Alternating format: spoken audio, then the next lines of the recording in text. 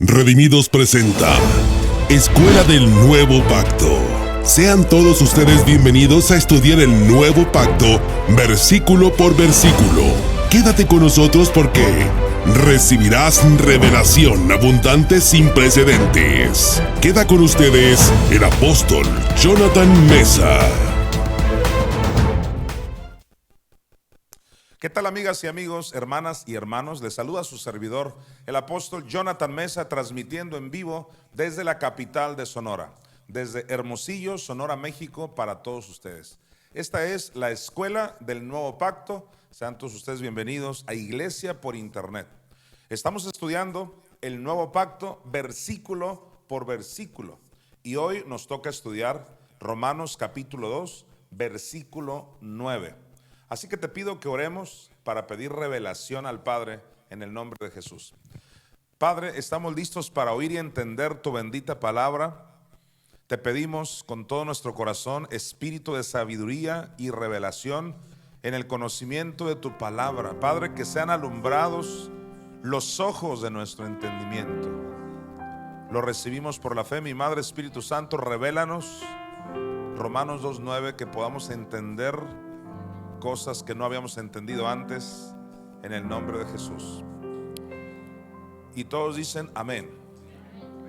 Hoy es miércoles 7 de diciembre de 2022 y vamos a leer Romanos 2:9 completito para posteriormente estudiarlo parte por parte, como es nuestra buena costumbre. Dice así el apóstol Pablo: tribulación y angustia sobre todo ser humano que hace lo malo, el judío primeramente y también el griego. Voy a estudiar las dos primeras palabras que dice tribulación y angustia. Ahí donde dice tribulación y angustia, está aludiendo a lo que hemos venido estudiando desde el versículo pasado y aún antes sobre la ira de Dios.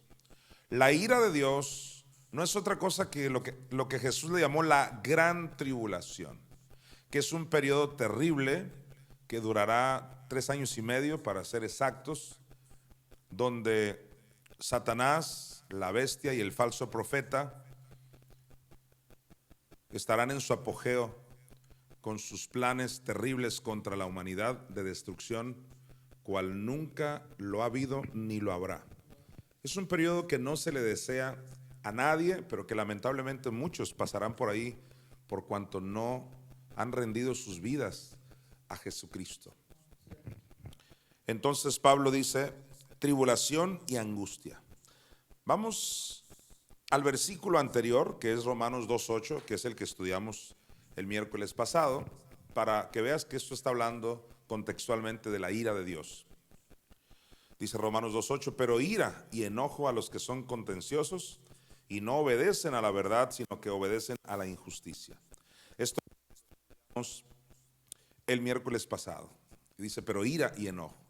Así que ira es el periodo de la ira, que ya demostré que se trata de la gran tribulación. En Mateo 24:21, Jesucristo lo dijo muy claro.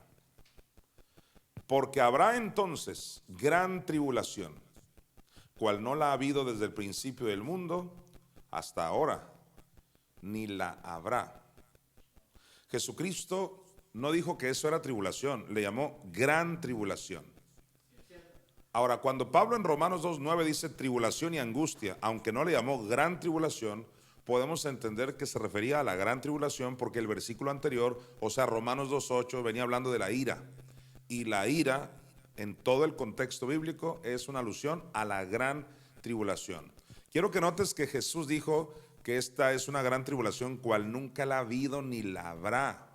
O sea, no la puedes comparar con lo que pasó con Hitler, con lo que pasó con Nerón, con cualquier etapa de la humanidad terrible en el ámbito financiero o de pandemias, de plagas. Nada de lo que tú me puedas mencionar que ha habido en la historia se puede comparar con este periodo. Volvamos a leer.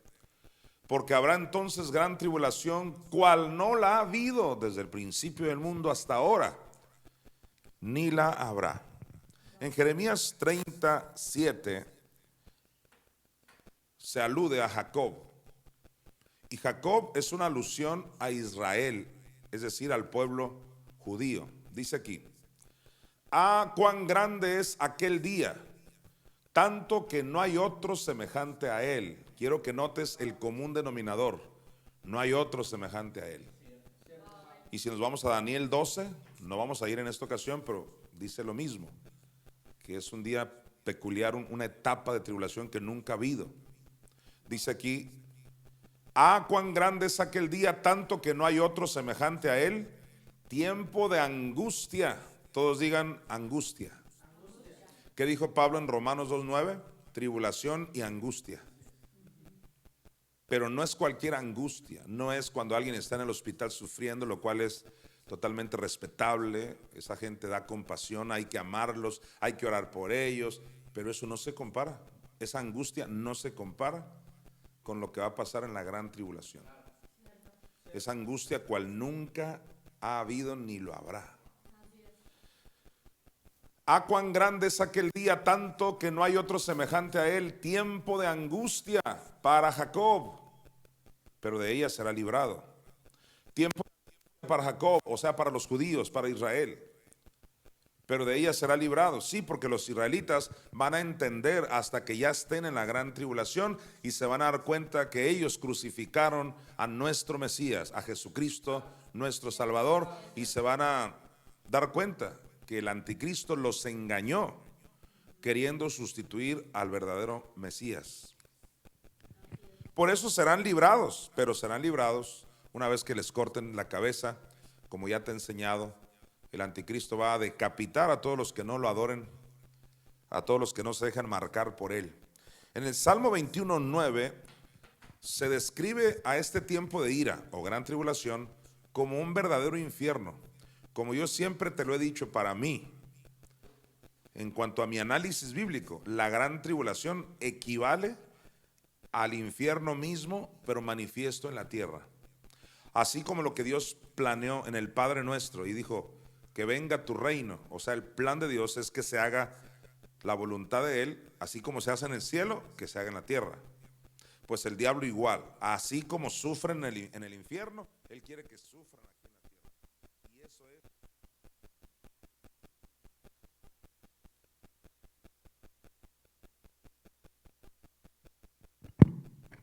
Disculpas a todos ustedes. Sí. No sé qué cosa no se escuchó, pero bueno, voy a seguir como si se hubiera escuchado. Pedimos disculpas por este tipo de detalles.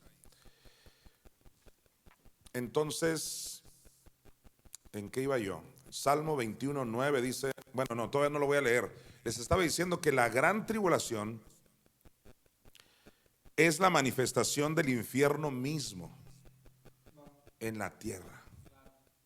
Que así como Dios quiere que el cielo se manifieste en la tierra, así Satanás quiere que el infierno se manifieste en la tierra. Y ahorita me voy a acordar de la idea que traía. Repetí algo a ver si me acordaba, pero ahorita me voy a acordar. Entonces, el Salmo 21:9 describe esto que te estoy diciendo. Mira, los pondrás como horno de fuego en el tiempo de tu ira. Ya me acordé de lo que iba a decir. Y es esto, que la ira de Dios o la gran tribulación no es algo que Dios le está mandando al planeta para que agarren la onda, para castigarlos. No. La ira de Dios o gran tribulación es porque Dios decidió apartarse ya del planeta Tierra debido a que los humanos, los de este planeta terráqueo, se olvidaron de Dios, lo han sacado de las escuelas, de la política, no creen en Él, cada día hay más ateos. Y debido a eso, debido a que le dieron la espalda a Dios, debido a que creció tanto el humanismo, ya la gente cree que no necesita de un ser supremo, debido a eso Dios decide irse, apartarse del planeta. Y cuando Dios se aparta, le vienen toda clase de calamidades a la humanidad. En eso consiste la gran tribulación. No es que Dios planeó y ahí los voy a castigar, no. Por supuesto, ellos van a recibir la retribución debida a su extravío, pero Dios nunca planeó eso. En otras palabras, el diablo, que es el que mata, va a aprovechar que Dios se apartó para destruir a todos los que él pueda. Así que volviendo a este punto que yo estaba mencionando, de que la gran tribulación viene siendo la manifestación del infierno en la tierra, aquí lo vemos en el Salmo 21:9. Mire usted, los pondrás como horno de fuego. Todos digan horno de fuego. Si tú te vas a Apocalipsis 9, ahí se describe que el abismo, o en el abismo hay un horno. Entonces la palabra horno tiene que ver con el infierno, pero aquí está aludiendo a la gran tribulación. Dice, los pondrás como horno de fuego en el tiempo de tu ira. Alguien dijo por ahí, la iglesia va a pasar por la gran tribulación porque vemos una sombra con aquellos jóvenes hebreos que no se postraron ante Nabucodonosor y los echaron al horno de fuego. Así que, dice esta corriente, la iglesia pasará por la gran tribulación debido a que esos jóvenes son una sombra de lo que le va a pasar a la iglesia. Que vamos a pasar por ese horno, o sea, la gran tribulación, pero seremos librados. ¿Te acuerdas que estos jóvenes, no obstante, los echaron al horno, pero no les pasó nada? Y la respuesta que tengo para estas personas que piensan así es que esos jóvenes eran judíos y precisamente representan a Jacob, a Israel. Ellos van a ser librados durante el tiempo de la gran tribulación. La iglesia, o sea, los gentiles convertidos a Cristo, no pasaremos por ese periodo. Y de una o de otra manera estaré demostrando eso en el desarrollo de mi enseñanza. Porque no es mi tema que no pasaremos por la gran tribulación. El tema de hoy es ira, es tribulación y angustia. El énfasis es lo terrible que será ese periodo. Leamos otra vez el Salmo 21:9. Los pondrás como horno de fuego en el tiempo de tu ira. Jehová los deshará en su ira y fuego los consumirá. Ahora, cuando dice Jehová los deshará, suena como si Dios quiso eso para ellos. Pero no, Jehová los deshará significa que Jehová es la causa por los cuales ellos van a pasar por ahí. Ahora, que sea la causa no significa que Él les mandó ese mal. Causa significa es que por causa de Él, o sea, debido a que lo rechazaron, van a ser deshechos en ese tiempo. Así que el Salmo 21:9 explica lo que yo digo, que la gran tribulación es la manifestación del infierno en la tierra porque se le compara con un horno de fuego. Vamos a Isaías 63:9 para intervenir aquí de repente como un paréntesis de que usted no tiene por qué pasar por ese tiempo de tribulación y angustia. ¿Por qué? Porque Cristo ya pagó toda angustia. Dice aquí, refiriéndose a Jesucristo, mire, en toda angustia de ellos, Él fue angustiado. Ahí está hablando de Jesucristo. Este versículo de Isaías 63:9 es una especie de Isaías 53:5, donde dice que por su llaga fuimos nosotros curados. Pues aquí hablando del Mesías que nos redimió, dice, en toda angustia de ellos, Él fue angustiado. Todos digan, en toda angustia. Si dice en toda angustia, no solo se refiere al cáncer, a la soledad, a la tristeza, a la depresión, a las deudas. Se refiere a la angustia terrible que habló Pablo en Romanos 2:9. Tribulación y angustia, refiriéndose a la gran tribulación. O sea, Cristo pagó no solo todo lo malo inclusive el infierno, sino pagó también para que no pases por la gran tribulación. Vamos a Malaquías 4:1 y seguimos enfatizando esto de que se le compara a la gran tribulación con un horno tipo infierno. Mire usted, porque aquí viene el día ardiente como un horno, y todos los soberbios y todos los que hacen maldad serán estopa. Aquel día que vendrá los abrazará, ha dicho Jehová de los ejércitos, y no les dejará ni raíz ni rama. Esta vez no enfatizaré que los soberbios pasarán por ese tiempo tribulacional, pero sí enfatizaré la primera parte que dice, viene el día ardiente como un horno. Ahora, es ardiente como un horno no solo porque se le compara con el infierno, sino porque realmente la gente se estará quemando, no con las llamas de fuego que hay en el infierno, así como en el Hades se nos relata, el propio Jesucristo nos relató que en el Hades un rico estaba en tormentos. El propio rico dijo, porque estoy atormentado en esta llama. Y el lago de fuego, que no es el Hades, pero también es un lago de fuego. Pero este día ardiente como un horno de la gran tribulación no es porque son las llamas del infierno, pero sí es porque el sol en ese tiempo va a calentar 7 veces. ¿Te imaginas?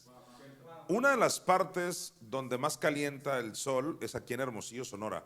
Si tú consultas en videos, en revistas de este tipo de información, Hermosillo es de los campeones en esa área, donde hace mucho calor.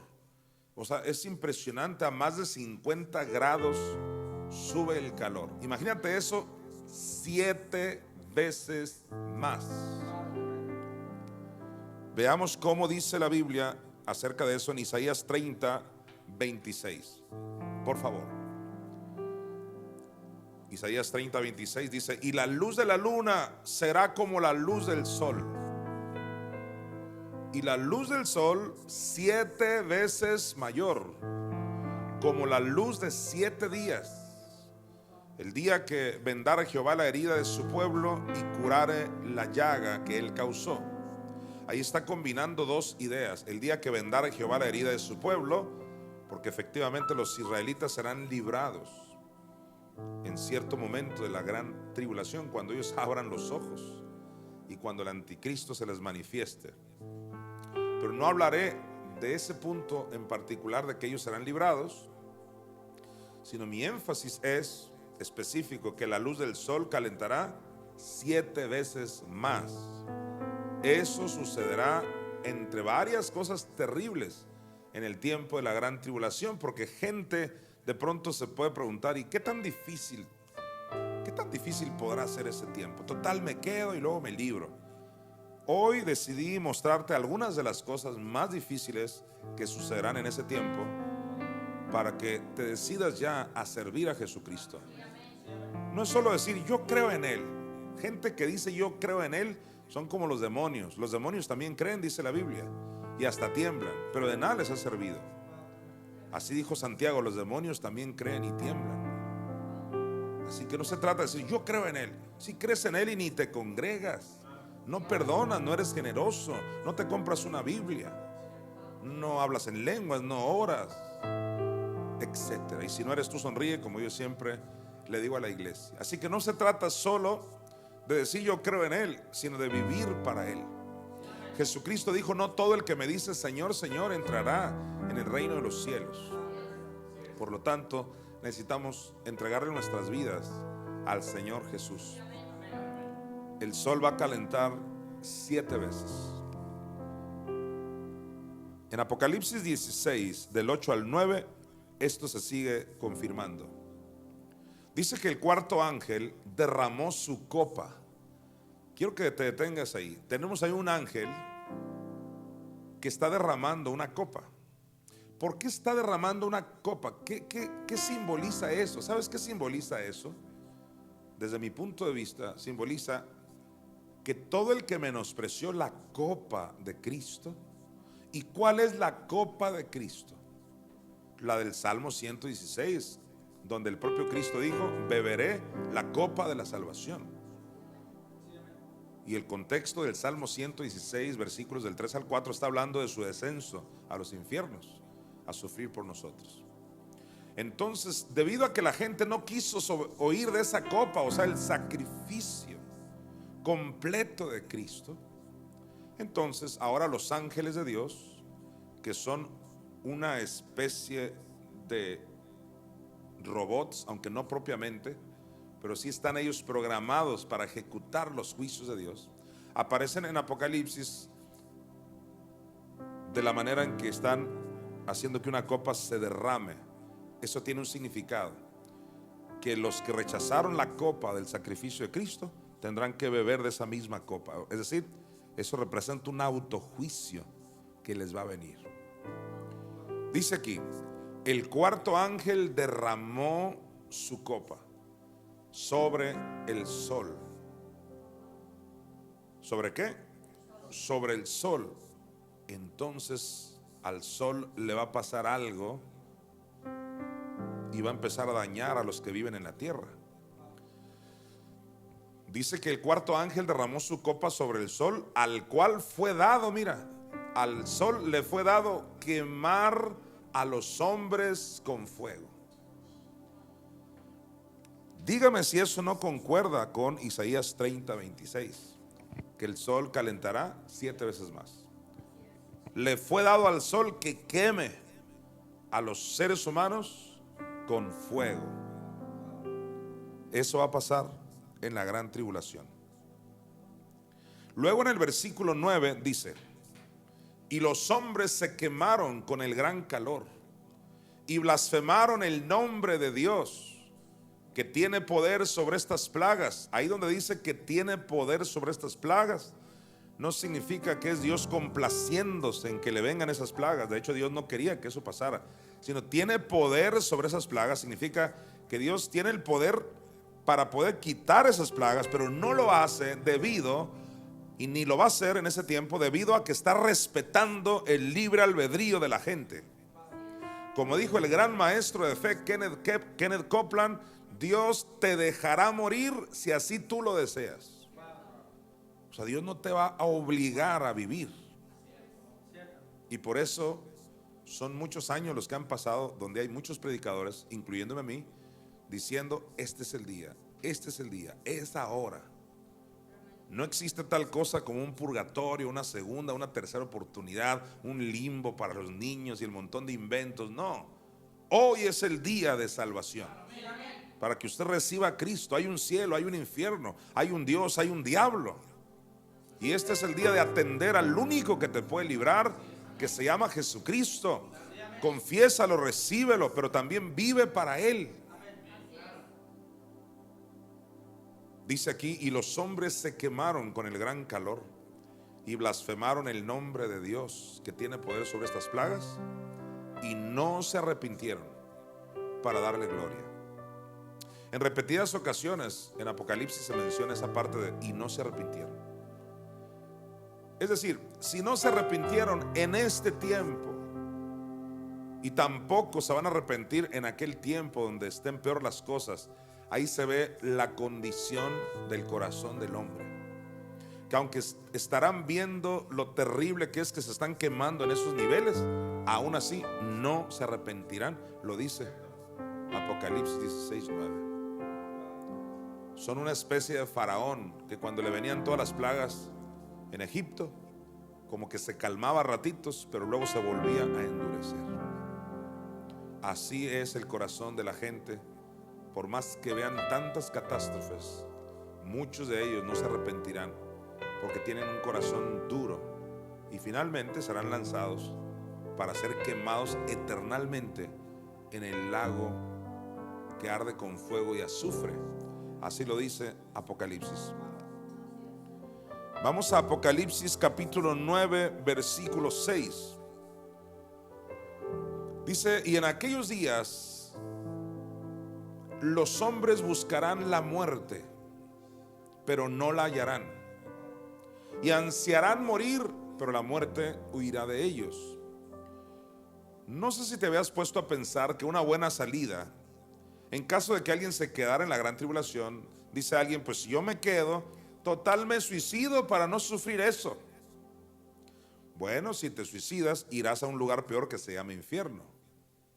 Y si no te suicidas, de todas maneras, aunque quisieras matarte en ese tiempo, no podrás morir. Es un lapso de por lo menos 5 meses que yo encuentro. Esto es impresionante, porque obviamente habrá mucha mortandad, o sea, muchos sí morirán, pero otros en cierto lapso. Esto es muy interesante. O sea, al diablo le gusta atormentar de diferentes maneras.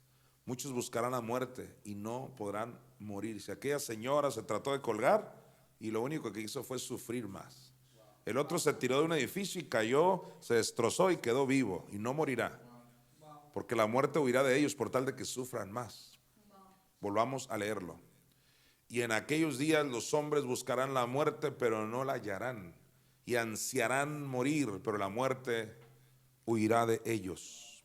Eso es la gran tribulación. Eso es lo que implica la gran tribulación.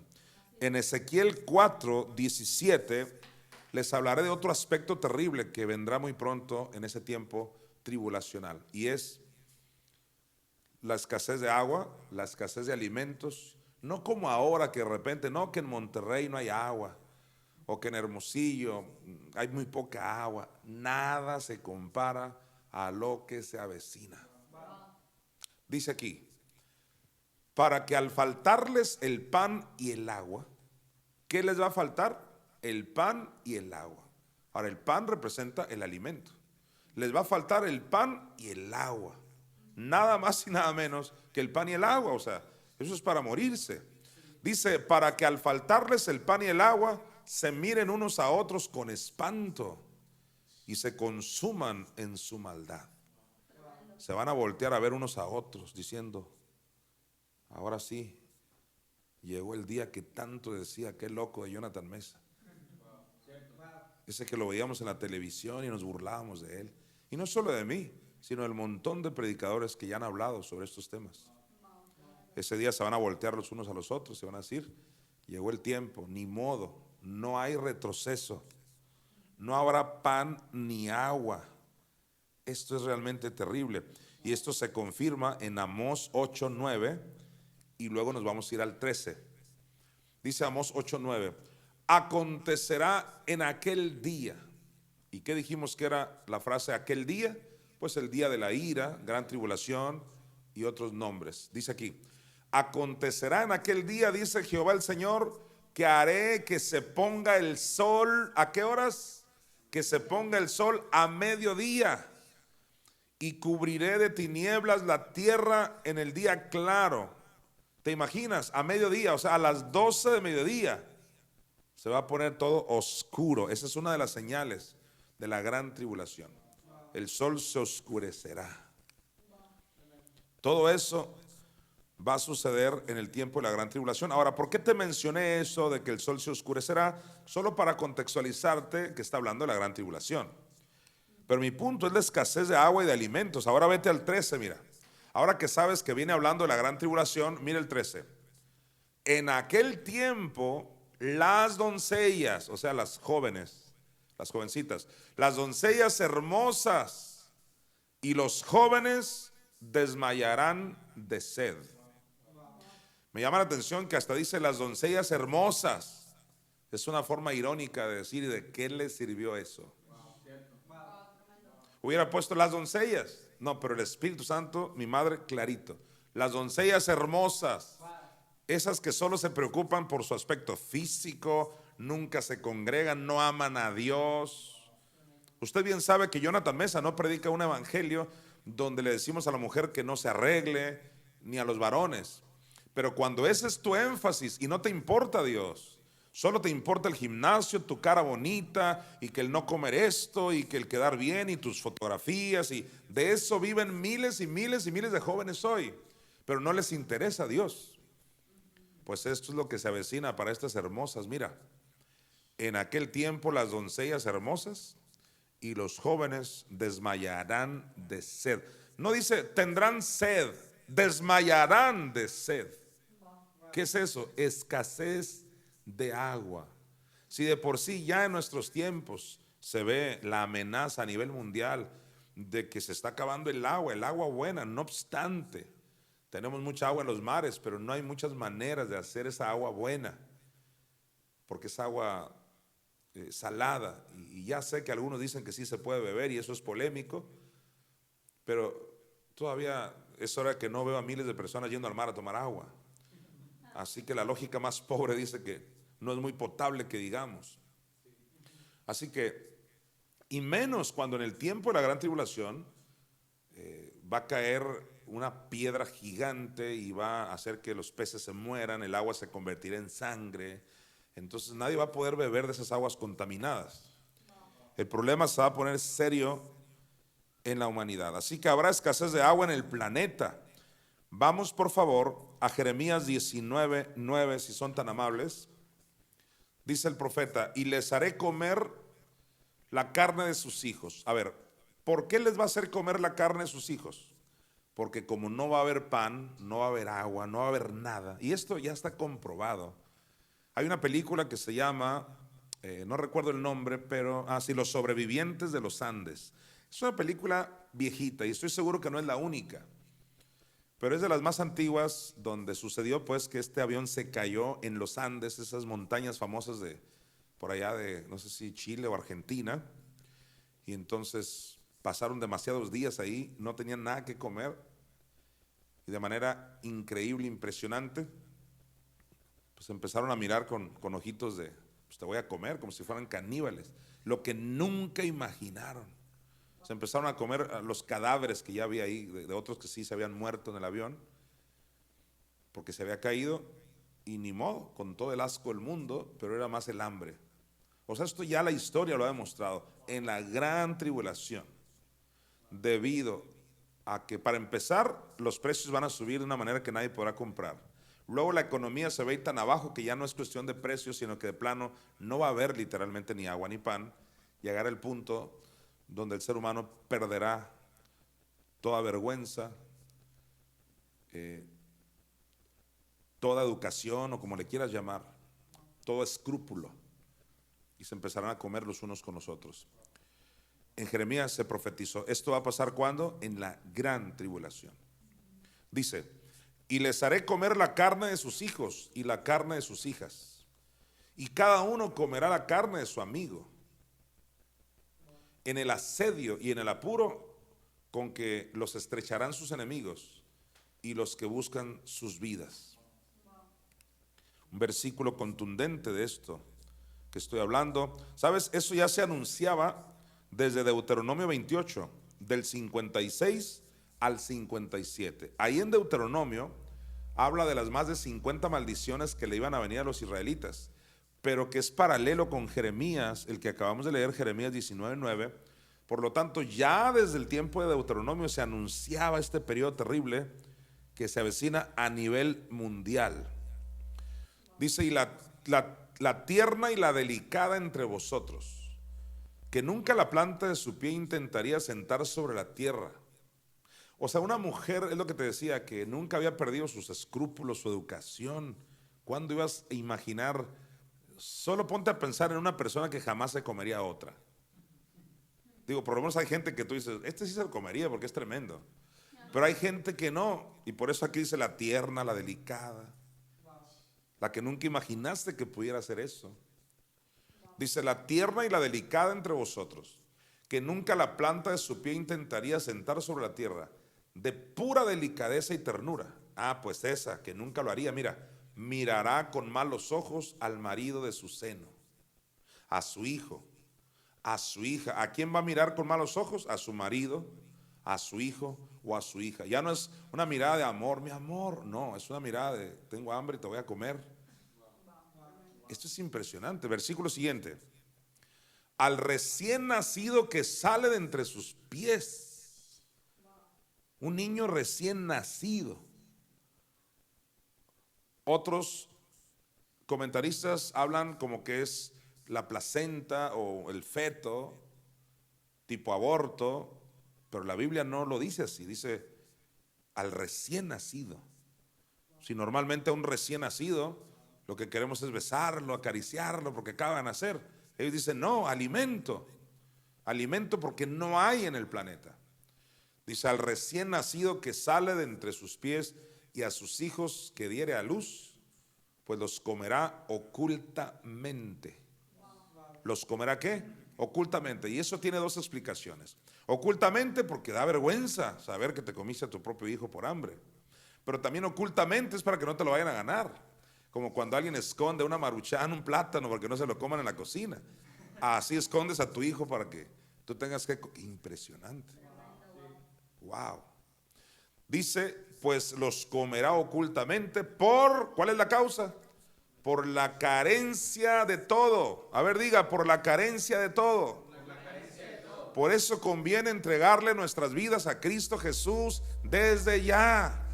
Porque no obstante, uno de los 4 jinetes de Apocalipsis hablan de que los precios van a subir de una manera espantosa, a tal grado de que irás a cierta tienda a comprar cierto pan que te costaba, no sé, 30 pesos, en ese tiempo costará, qué sé yo, 3,000 pesos, algo muy inalcanzable, un solo pan. Y ese tiempo será de hambre terrible.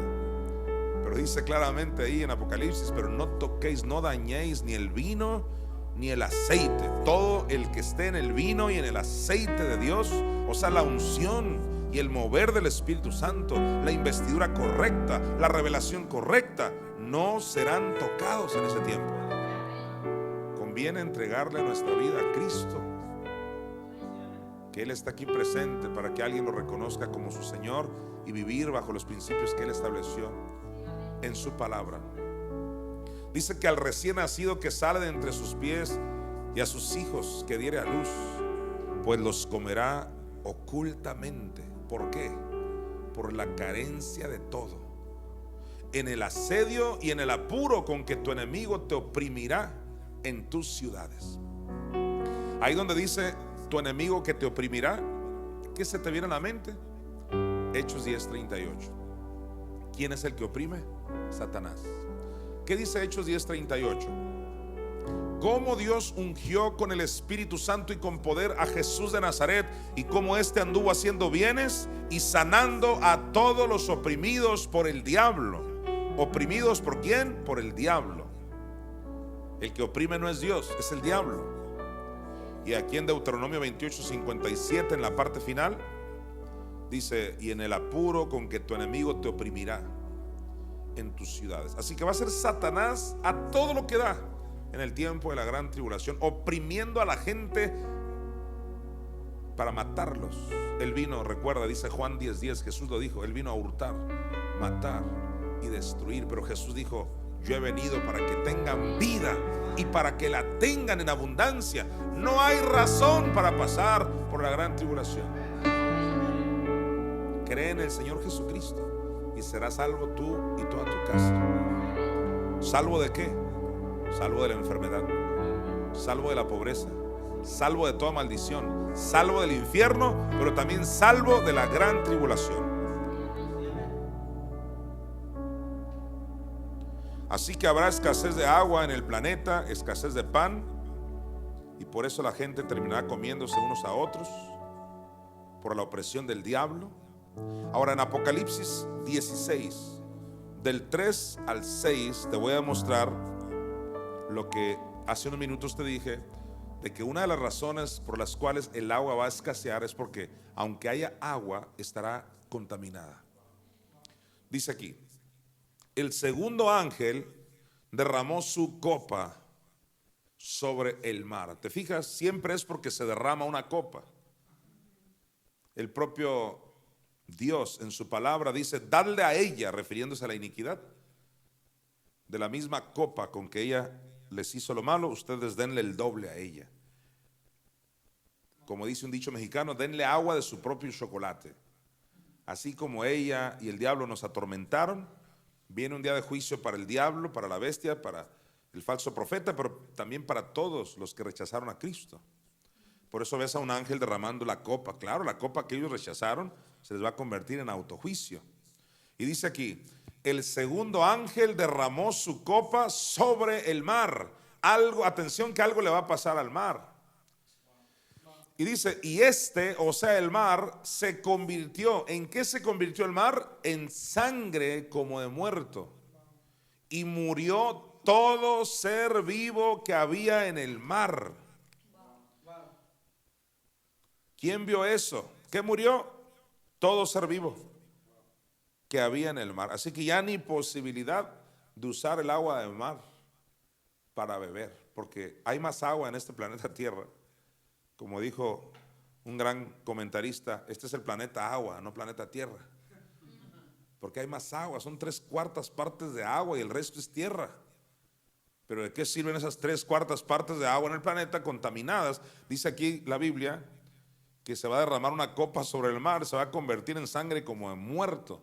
Y debido a que ya no es agua en San Carlos, en Acapulco, en Cancún y en las hermosas playas de México o cualquier otra playa del mundo, ahora van a ser playas de sangre. Entonces la gente no podrá ni disfrutarlas, mucho menos de beber esa agua, porque van a morir todos los animales de ahí. Qué impresionante. Versículos del 4 al 6 dice: el tercer ángel derramó su copa sobre los ríos. Por si alguien estaba pensando, bueno, pero los mares, total, es de los ríos que bebemos el agua. Aquí también ya se echaron al río, mira. O sea, no va a haber agua en aquel tiempo. No va a haber agua. Dice, el tercer ángel derramó su copa sobre, no dice un río, los ríos, y sobre las fuentes de las aguas. O sea, todo lo que sea fuente de agua, porque alguien está pensando, yo me voy a esconder allá en aquel pueblo donde hay un agua que nace de un cerro. Toda fuente de agua se va a contaminar. Dice que el tercer ángel derramó su copa sobre los ríos y sobre las fuentes de las aguas, y al igual que el mar, ¿qué les pasó? Se convirtieron en sangre. Tremendo, eso se parece a las plagas de Egipto. Por eso Moisés y Elías van a venir en el tiempo de la gran tribulación. Elías ha venido por lo menos 3 o 4 veces. Vino, pues cuando vino él mismo, en el tiempo de primero de Reyes, segundo de Reyes en la Biblia, y luego vino sobre Eliseo, el mismo espíritu de Elías, y luego vino sobre Juan, y luego vino ya en este ministerio para restaurar todas las cosas que dicen los profetas en cuanto a los padecimientos del Cristo, y va a venir con su mismo cuerpo, ahora sí ya no el puro espíritu de Elías, sino con su cuerpo, junto con Moisés en la gran tribulación. Y así como Moisés fue causa de todas esas plagas, va a ser causa también en el tiempo de la gran tribulación. Dice aquí Apocalipsis 16:4, el tercer ángel derramó su copa sobre los ríos y sobre las fuentes de las aguas, y se convirtieron en sangre. Versículo 5, y oí al ángel de las aguas que decía, justo eres tú, oh Señor, el que eres y que eras, el santo. ¿Por qué le dice justo? Porque has juzgado estas cosas. Mira el versículo siguiente. Por cuanto derramaron la sangre de los santos y de los profetas, también tú les has dado a beber sangre, pues lo merecen. Qué tremendo Apocalipsis. Una vez más, para variar, Apocalipsis 16:6 dice que la causa, porque alguien dirá, pero ¿por qué tanta violencia? O sea, todos los mares, ríos, fuentes de agua, todo de sangre. ¿Por qué? ¿Qué hizo el mundo? ¿Por qué yo? ¿Qué hice yo? Y dice Apocalipsis 16:6, porque mataste a los profetas, a los que Dios envió. Por eso todo rebelde, todo soberbio pasará por ese terrible horno. Y la única razón que no ha venido un autojuicio para muchos es porque Dios es grande en misericordia. Y yo soy de los que creo, y tengo pruebas bíblicas para eso, que estamos viviendo tiempo extra.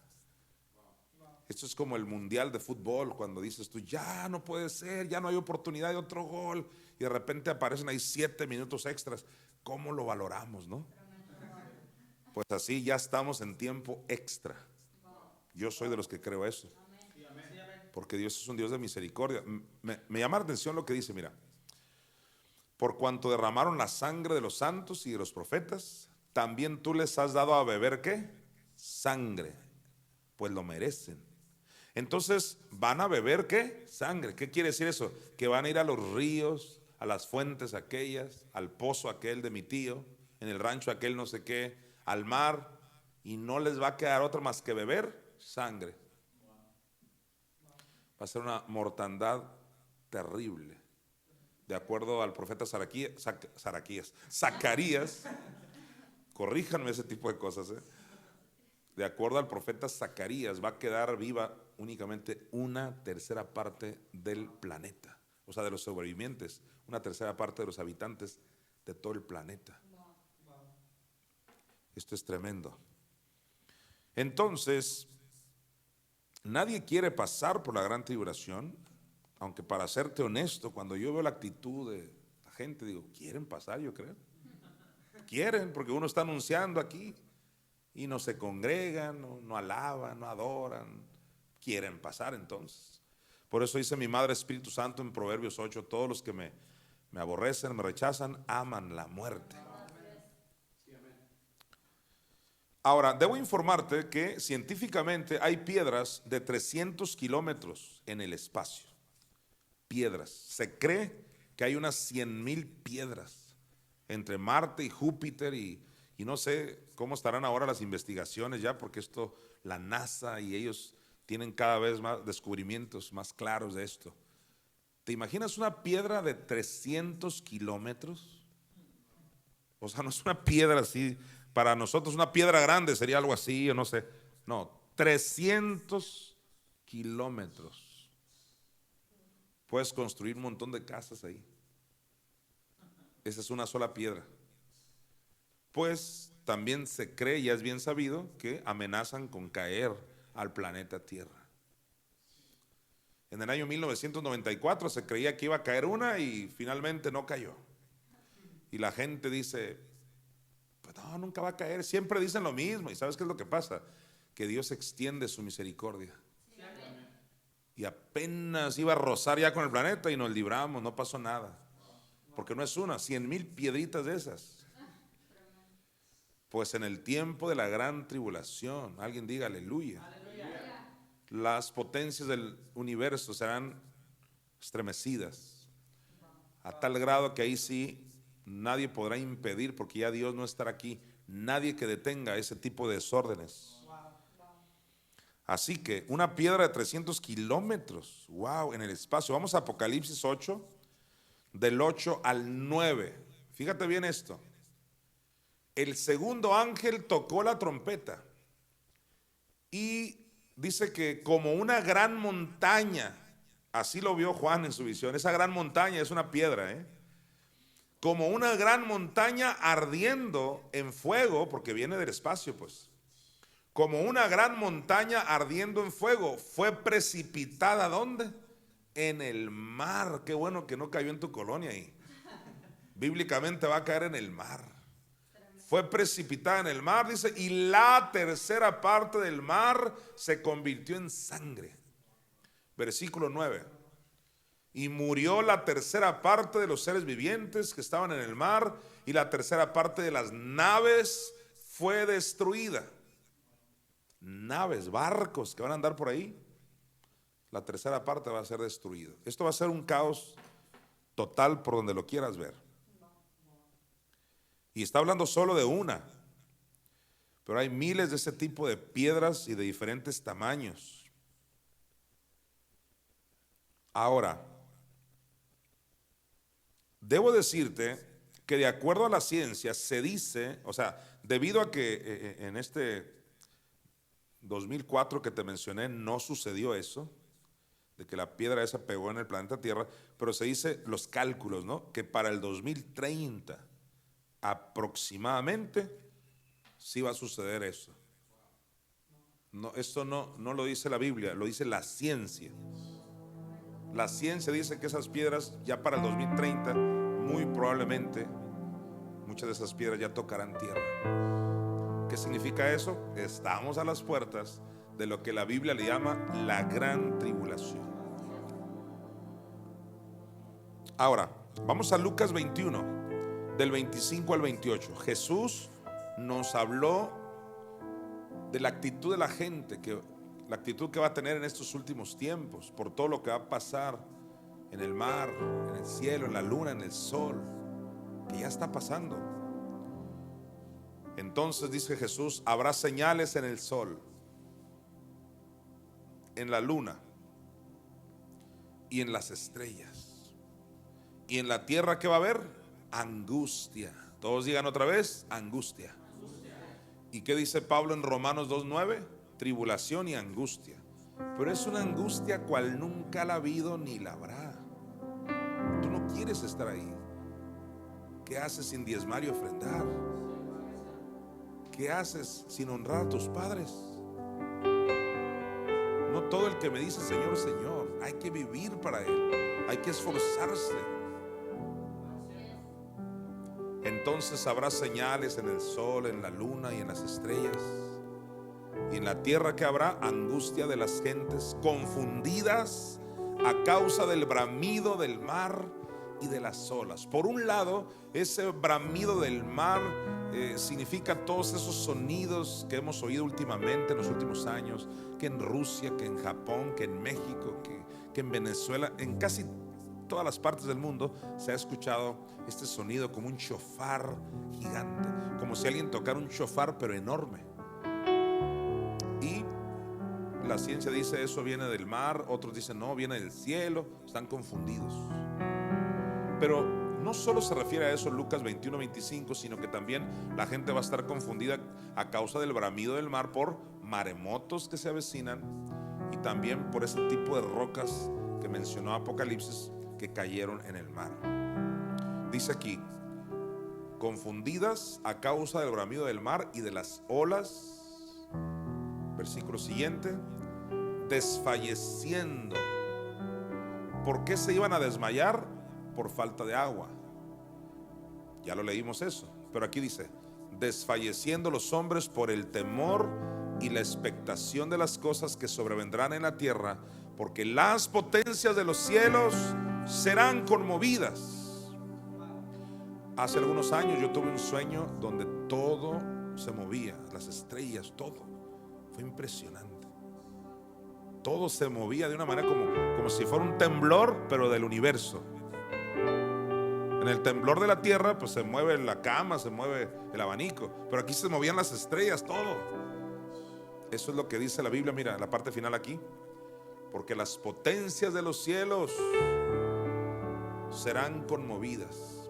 Quiero que notes que una de las cosas que va a estar de moda en este tiempo, y ya empezó, es el temor. La gente en este tiempo no va a tener fe. ¿Qué va a tener? Temor. Y el temor ya está comprobado bíblicamente que hace que te vengan los males más rápido. Es la estrategia del diablo para agilizar la manifestación de su maldad. Hoy en día la gente tiene miedo de todo, porque hay tantas cosas malas que están pasando en el mundo.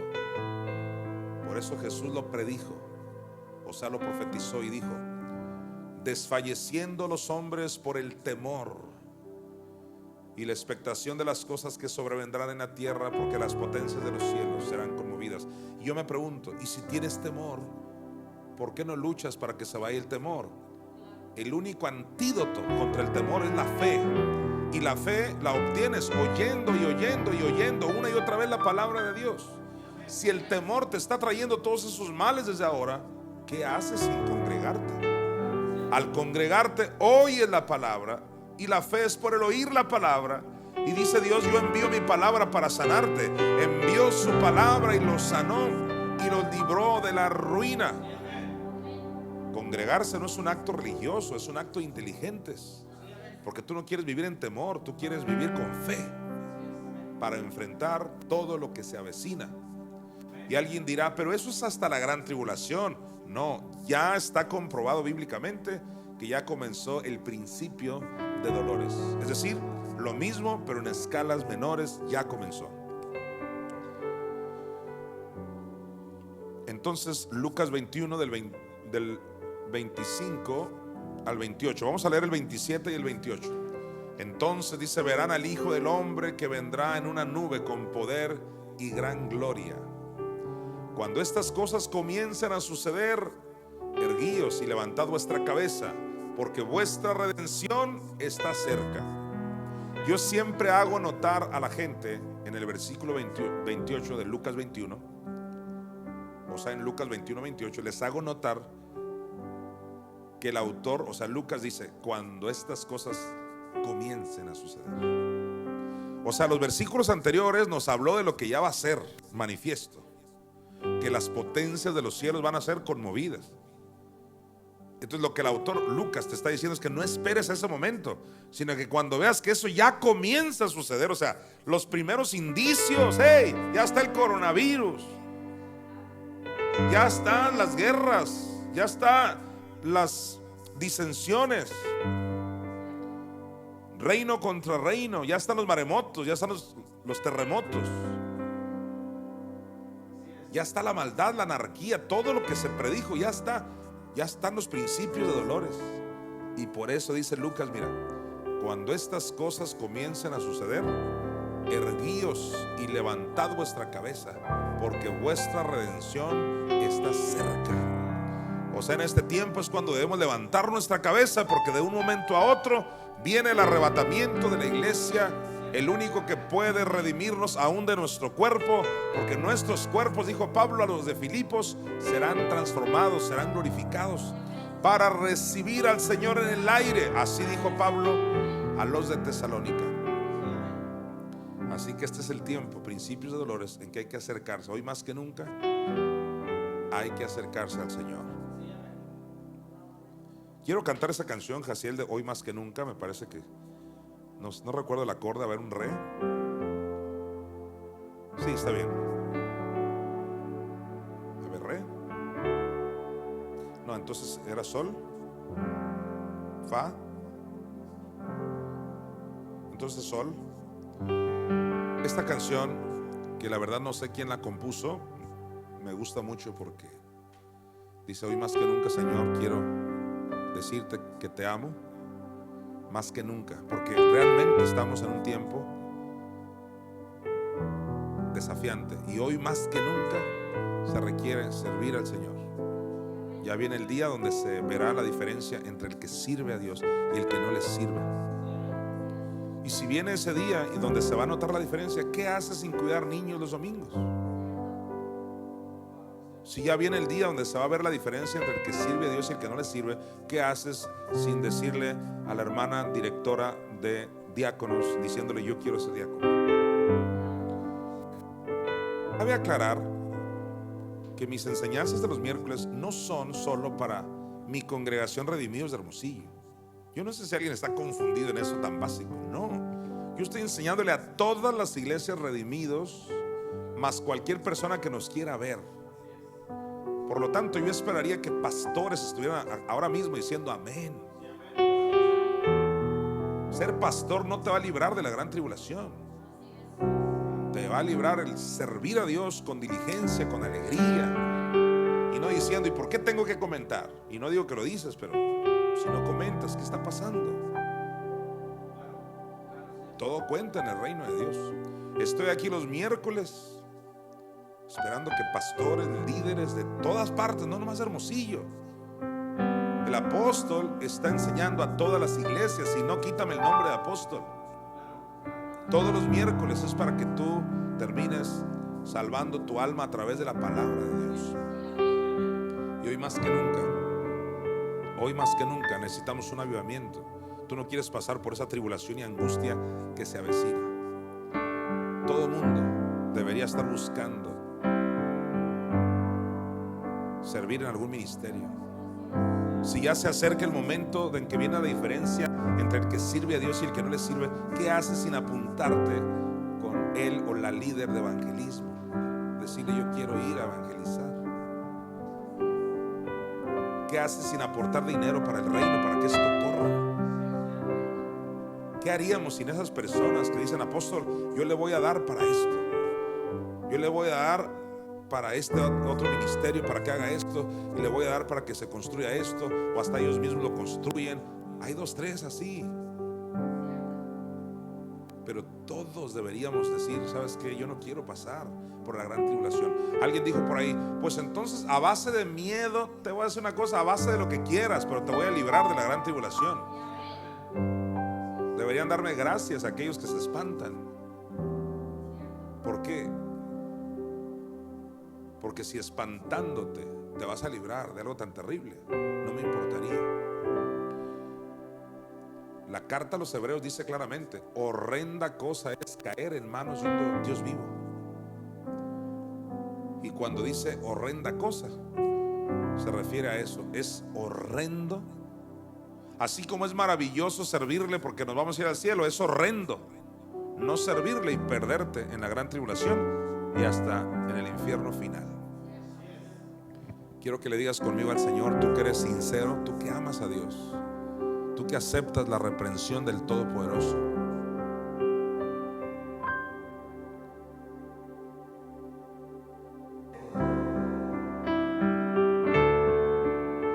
Hoy más que nunca, Señor, tenemos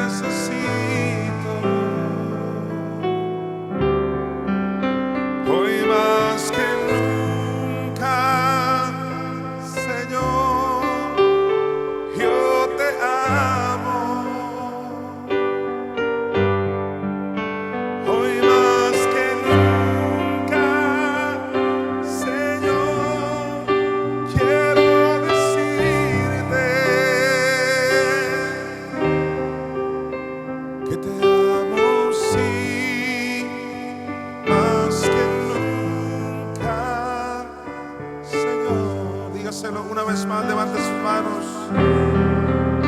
Hoy más que nunca diré, Señor, te necesito. Hoy más que nunca, Señor, dile: yo te amo, yo te amo. Hoy más que nunca, Señor, quiero decirte que te amo, sí, más que nunca, Señor.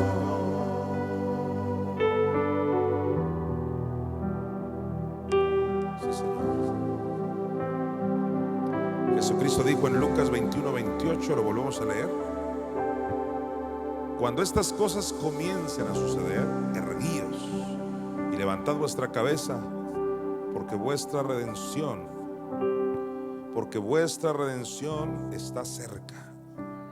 Alguien dígale: gracias, Jesús. Alguien diga: ven, Señor Jesús.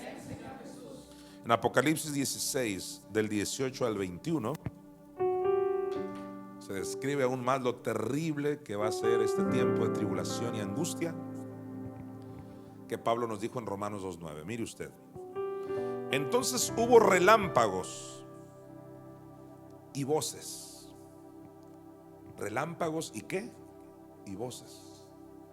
Oye, si cuando hay relámpagos en lo natural, no deja de impactar. Yo me acuerdo que mi hijo Jonah, espero que no me regañe por esto, Jonah, cuando estaba chiquito se metía debajo de la mesa porque le impactaban mucho los relámpagos, los truenos, la lluvia. No deja de dar miedito. Y ya vas creciendo y simplemente dices: te está tronando. Pero imagínate que haya relámpagos revuelto con voces. ¿No te has puesto a pensar en eso? Relámpagos así, de esos exagerados que se van del norte al sur, así larguísimos, revuelto con voces así de, no sé qué dirán, voces. Si cuando una mujer que está endemoniada o que se droga mucho, por la influencia que tú quieras, de repente oye voces, es algo terrible. Es que oigo que me dicen cosas. Y ahora imagínate a nivel mundial un relámpago donde se oigan voces en todo el planeta. Esto va a ser espeluznante. Dice: entonces hubo relámpagos y voces y truenos y un gran temblor de tierra. ¿Qué es eso? Un terremoto.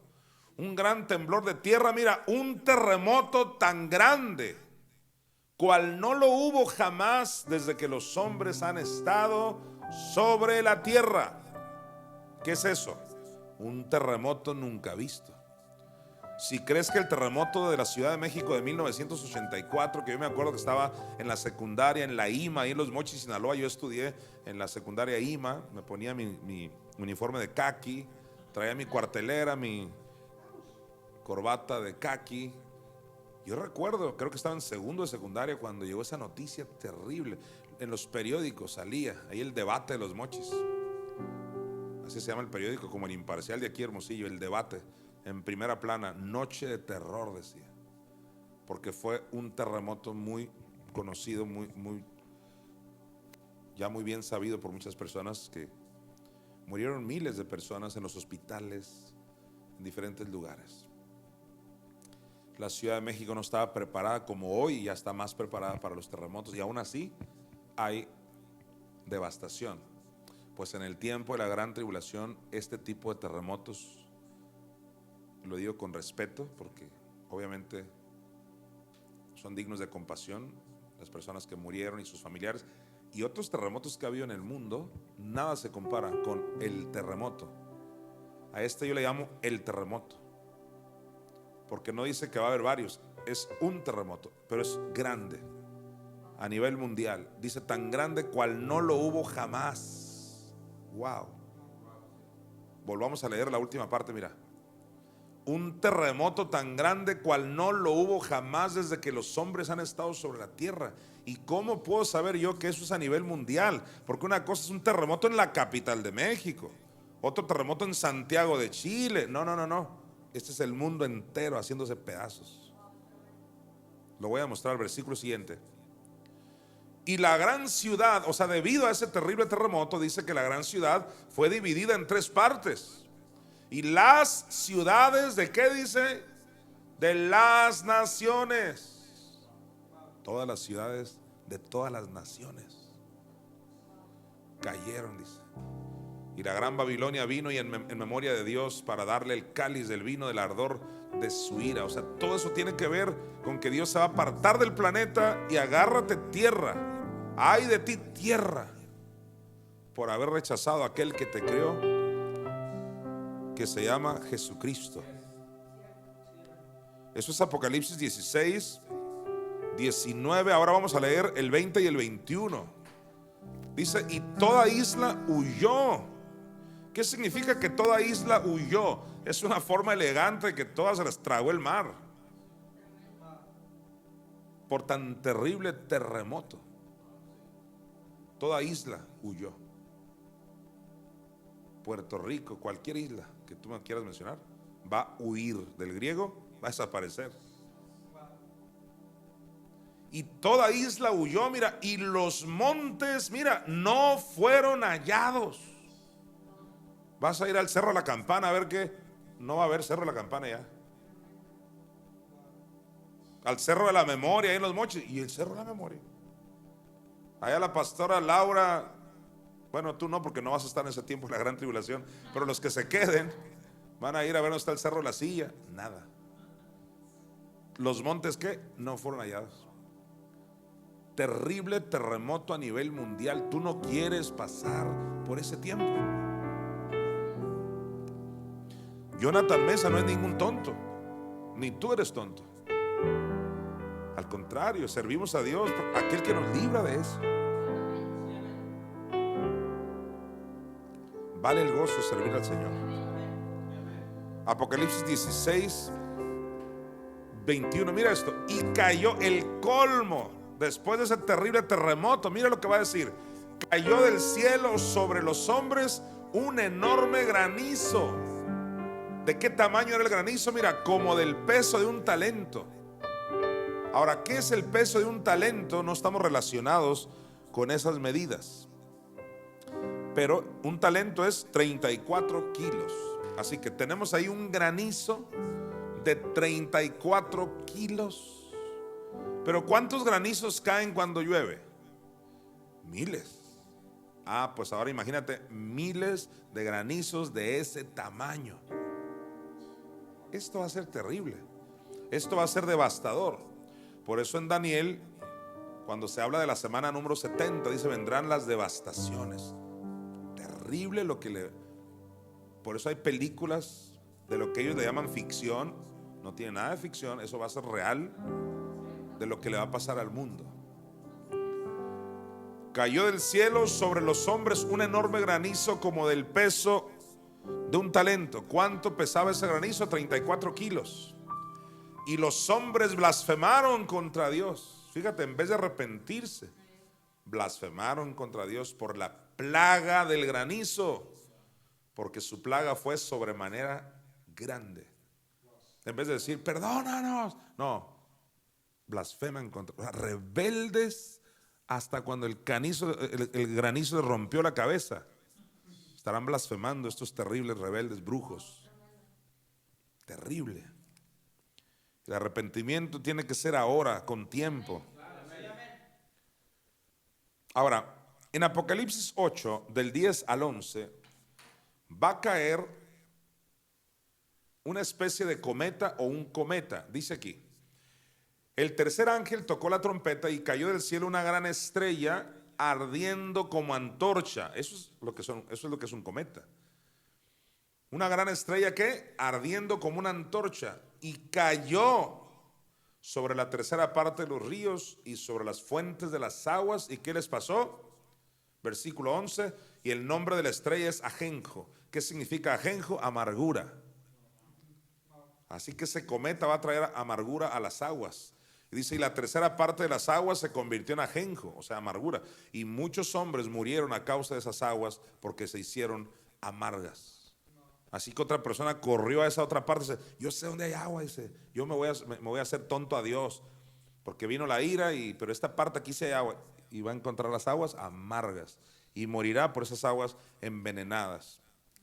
Nadie podrá escapar de la ira del Cordero. Eso es Apocalipsis 8, del 10 al 11. Ahora, debo decirte un dato importante, que cada 2000 años pasa un juicio mundial, cada 2000 años. Desde que Adán fue creado hasta el día en que estamos viviendo, ya pasaron más de 6000 años. Obviamente la ciencia ha demostrado, como ya tú redimido sabes, pero muchos otros que me están oyendo tal vez no sepan, la ciencia ha demostrado que hay muchos más años atrás, o sea, no solo 6000.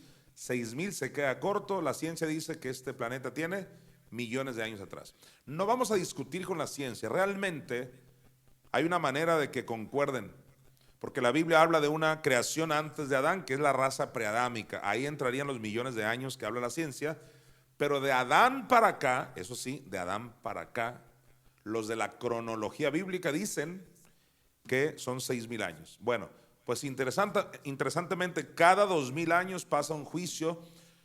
Desde que Adán fue creado hasta el diluvio pasaron 2000 años. ¿Cuántos años? 2000. Después del diluvio hasta Cristo pasaron otros 2000 años. Y Cristo vino y habló de los tiempos finales, murió en la cruz, se oscureció todo. O sea, dice Juan, ahora es el juicio de este mundo, porque vino Cristo y le cayó el pecado.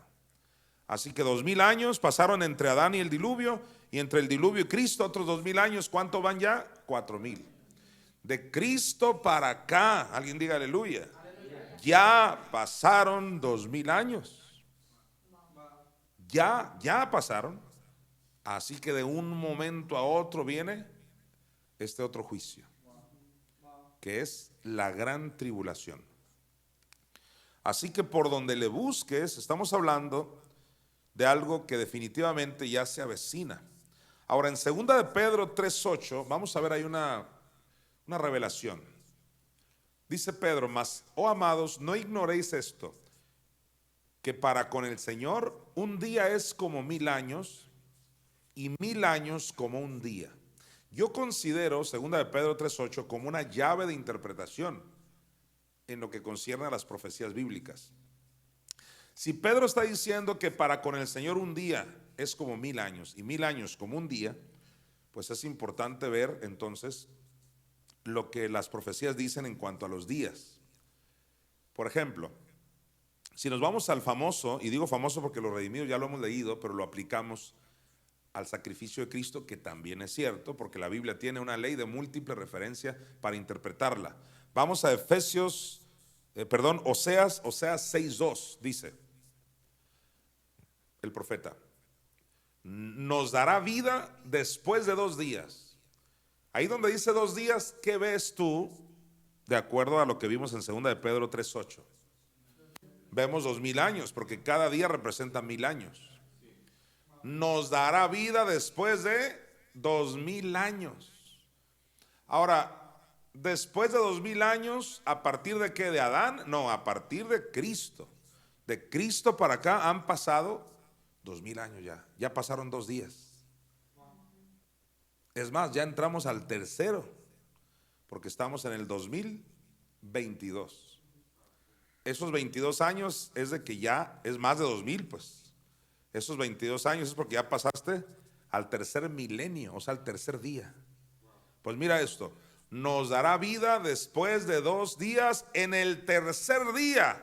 Ahí está el tercer milenio, en el cual ya estamos. En el tercer día nos resucitará, y mira, y viviremos delante de Él. O sea que ya estamos en un tiempo donde de un momento a otro ya entramos al tercer milenio. Y obviamente ya sabemos que este calendario está retrasado en comparación al calendario judío y lo que tú quieras. Ponle un retraso de 4 años. Pero eso no cambia nada. Es decir, ya de un momento a otro, dice, en el tercer día nos resucitará. ¿Qué significa? La resurrección de los muertos, de la que habló Pablo a los de Tesalónica, que cuando Cristo venga, los primeros que se van a levantar, ¿quiénes son? Los muertos en Cristo resucitarán primero. Así que cuando Oseas habla de que en el tercer día nos resucitará, está hablando de que en el tercer día va a ser el arrebatamiento de la iglesia y va a ser la resurrección de los muertos, los que murieron en Cristo. Y luego dice Oseas 6:2, la parte final, y viviremos delante de Él. ¿Qué es eso? El rapto. De un momento a otro es el arrebatamiento de la iglesia. Cuestión de años. De pronto los cálculos a lo mejor no son tan exactos, porque el calendario judío, que el calendario grecorromano, pequeñas diferencias, pero de un momento a otro.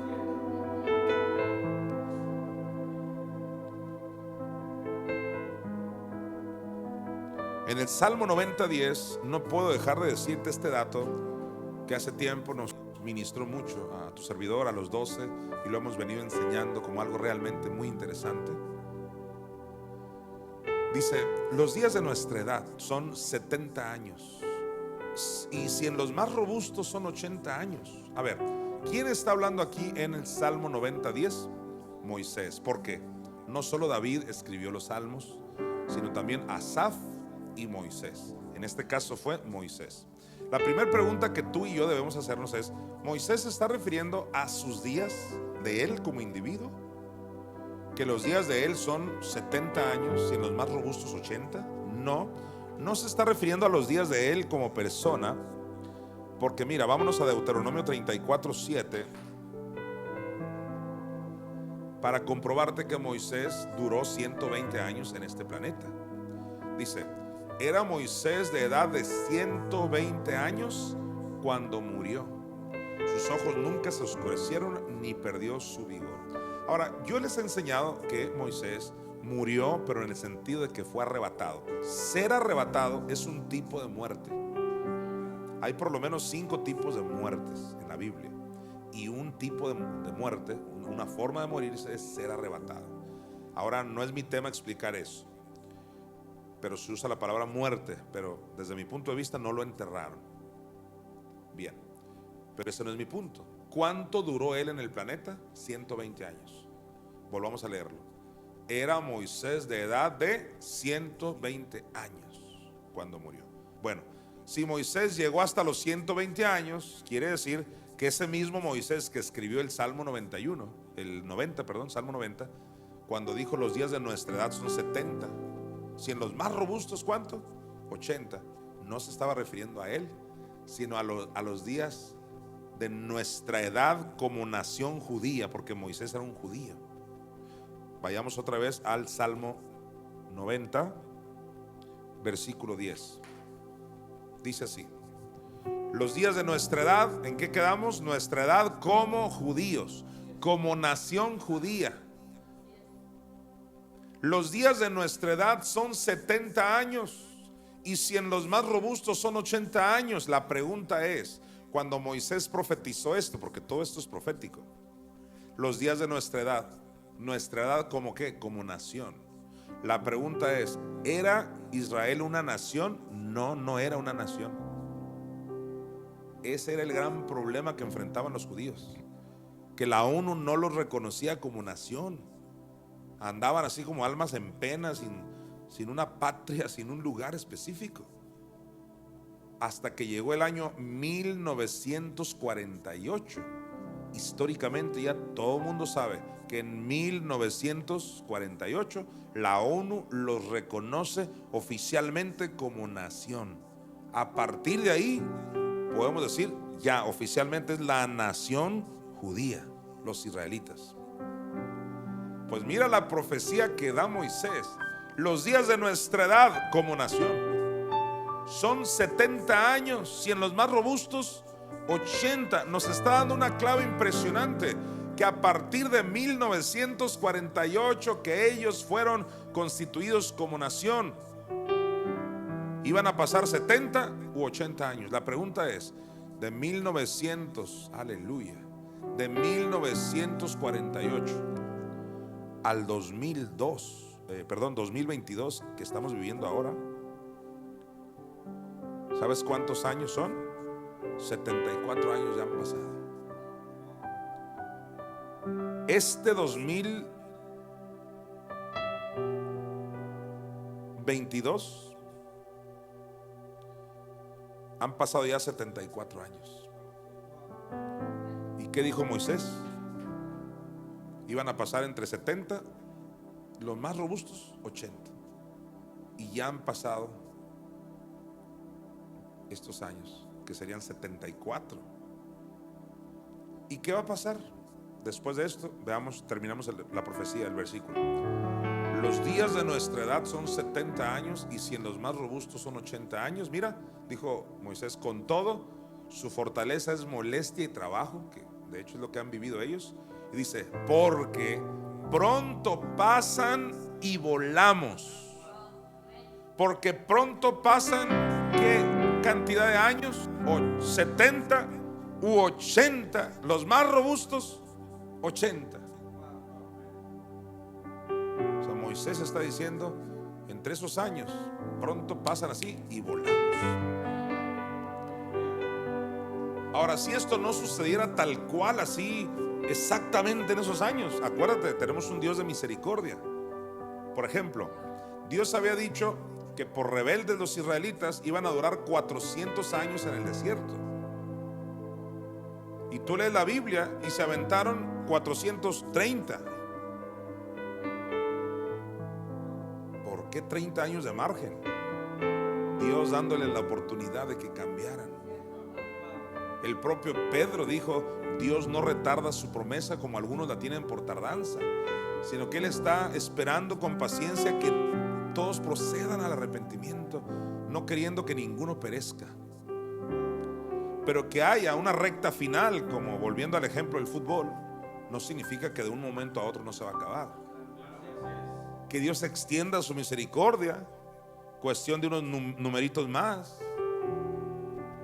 no significa que no esté a las puertas. Estamos en tiempos cruciales, desafiantes. Cristo viene de un momento a otro, y antes que Cristo venga van a suceder varias cosas también importantes que tú debes de saber en la palabra de Dios. Así que no quise dejar de decirte estas cosas. Ahora, no es casualidad que el Salmo 90:10, si lo leemos corrido,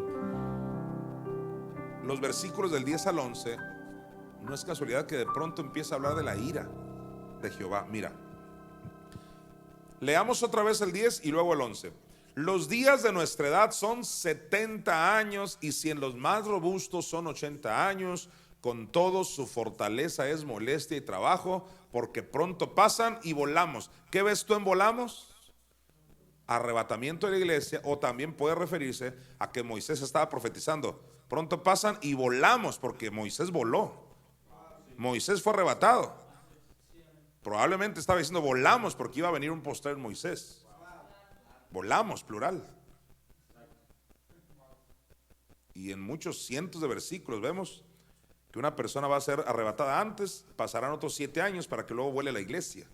Así que es probable que se refiera también a eso, volamos, como decir, el otro.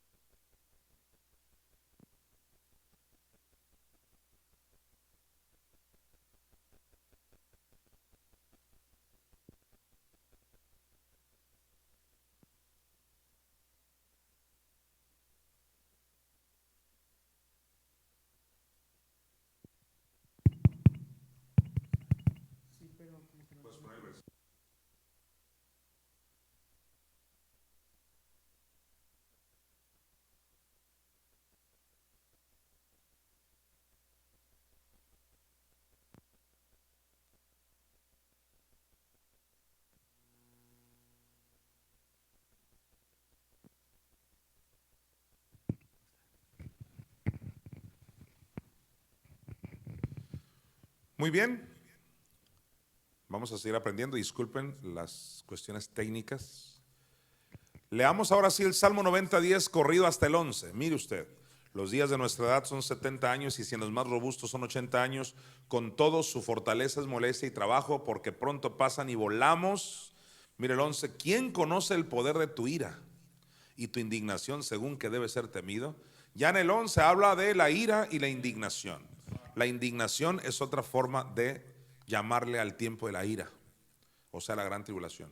Por eso el profeta Isaías, refiriéndose a la iglesia, dice: escóndete un poquito, entra en tus aposentos mientras pasa la indignación, que es otro de los nombres de la gran tribulación o la ira de Dios.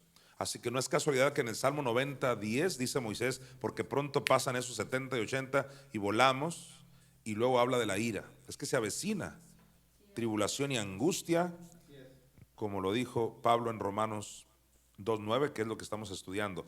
Vamos a Proverbios 1, del 23 al 33. Aquí no me voy a detener mucho, solo lo voy a leer corrido a manera de reflexión. De nada serviría decirte tantos datos de lo que va a pasar en la gran tribulación, y créeme que me quedo corto con el montón de cosas terribles que van a pasar en la gran tribulación. Demonios nuevos van a salir, destrucción, de verdad terrible. Pues con lo poquito que te dije, te voy a leer un pasaje que también alude a la gran tribulación y esa manera de reflexión. Aquí está hablando mi Madre Espíritu Santo para todos aquellos que realmente quieren ser librados. Proverbios 1 del 23 al 33 dice: volveos a mi reprensión, he aquí yo derramaré mi espíritu sobre vosotros y os haré saber mis palabras. Lo primero que está diciendo es que vuélvanse a mi reprensión. No dice siéntanse con mi reprensión, anden sentidos y ya no vayan a la iglesia. No, volveos a mi reprensión. Benditos aquellos que soportan la reprensión, estarán rápido siendo elevados en el rapto de la iglesia. Porque ¿qué hijo es aquel que el padre no disciplina? Y si no se te disciplina, eres un bastardo. Así dice la autora de los Hebreos. Si tú te dices llamar soy hijo de Dios, pues dice la carta a los Hebreos, déjate disciplinar entonces por la palabra. ¿Y qué es disciplinarte? Que aceptes todos los temas de la Biblia, no nada más los que te convengan. Que no salgas corriendo cuando se te habla del diezmo, de la ofrenda o del ir a evangelizar y ay, ya no me molesten, hombre, ya tan a gusto que estoy sentadito nada más oyendo y levantando las manitas. No, acepta toda la reprensión y vuélvete a mí, dice el Espíritu Santo. Ahora sí, vamos a partir del 24. Por cuanto llamé y no quisisteis oír, extendí mi mano y no hubo quien atendiese, sino que desechasteis todo consejo mío y mi reprensión no quisisteis. También yo me reiré en vuestra calamidad y me burlaré cuando os viniere lo que teméis. Cuando viniere como una destrucción lo que teméis y vuestra calamidad llegare como un torbellino, cuando sobre vosotros viniere tribulación y angustia. Entonces me llamarán y no responderé. Me buscarán de mañana y no me hallarán. Por cuanto aborrecieron la sabiduría y no escogieron el temor de Jehová, ni quisieron mi consejo y menospreciaron toda reprensión mía, comerán del fruto de su camino y serán hastiados de sus propios consejos, porque el desvío de los ignorantes los matará y la prosperidad de los necios los echará a perder. Vamos al 33. Mas el que me oyere habitará confiadamente y vivirá tranquilo sin temor del mal. Vamos a Romanos 2:9 para seguir avanzando en el análisis de este versículo. Dice Pablo, tribulación y angustia. Ya vimos un poquito de todo lo que va a haber, o un poquito de lo que va a haber más bien, de lo terrible que va a suceder en la gran tribulación, tribulación y angustia. Sigamos aprendiendo, dice, sobre todo ser humano que hace lo malo. Hasta ahí vamos a estudiar. Sobre todo ser humano que ¿qué? Que hace lo malo. Vamos a estudiar esa parte y nos vamos a ir a Juan 5 del 28 al 29 para demostrarte que no es la única ocasión que la Biblia habla de el que hace lo malo o el que hace lo bueno. Dice aquí, no os maravilléis de esto, porque vendrá hora cuando todos los que están en los sepulcros oirán su voz.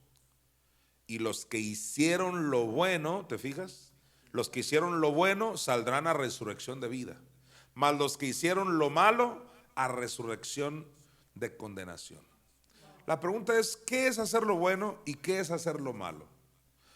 Si haciendo lo bueno te vas a salvar, entonces no recibas a Cristo, nada más pórtate bien, haz cosas buenas en la vida.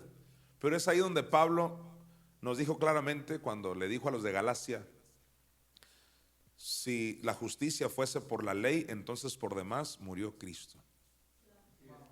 Es decir, si tú por portarte bien te vas a salvar, ¿a qué vino Cristo a morir y sufrir tanto en la cruz y en el infierno? Pues te hubieras salvado comiendo lo correcto y siendo buen hijo y buenas obras. Entonces, bíblicamente, hacer lo bueno es aceptar a Cristo, o sea, tomar la decisión inteligente. Lo correcto, lo bueno, es aceptar a Cristo. Hacer lo malo que te va a llevar al infierno es rechazar a Cristo. Ahora, cabe aclarar que una vez que haces lo bueno, o sea, aceptas a Cristo, se espera que no hagas cosas malas, porque el hacer cosas malas es igual a hacer obras malas que te pueden hacer perder lo que ya adquiriste, perder tu salvación. Pero eso es muy diferente a alguien que nunca aceptó a Cristo y hace lo bueno y dice: yo no tomo, no fumo, no le pego a mi mujer, soy buen ciudadano, regalo ropa, regalo sándwich, tortas. Con todo y eso irá al infierno esa persona, porque el requisito para ir al cielo, o sea, lo más bueno que puedes hacer no lo hiciste, que es aceptar a Cristo. Espero estarme dando a entender. Una vez que vemos esta gran revelación, vamos a 1 Timoteo 2, del 3 al 4, donde yo veo claramente que ahí hacer lo bueno es venir al conocimiento de la verdad. Dice Pablo: porque esto es bueno, dice. ¿Qué cosa es bueno? Esto es bueno y agradable delante de Dios nuestro Salvador, mire el 4, el cual quiere que todos los hombres sean salvos y vengan al conocimiento de la verdad. Hacer lo bueno en ese contexto es venir al conocimiento de la verdad para poder realmente ser salvo. Ahora, en Efesios 2 del 9 al 10, explico aún más este asunto de las buenas obras. Yo siempre te he dicho, las buenas obras no te salvan, pero sí te mantienen salvo. Dice aquí: no por obras para que nadie se gloríe, porque somos hechura suya, creados en Cristo Jesús para buenas obras, las cuales Dios preparó de antemano para que anduviésemos en ellas.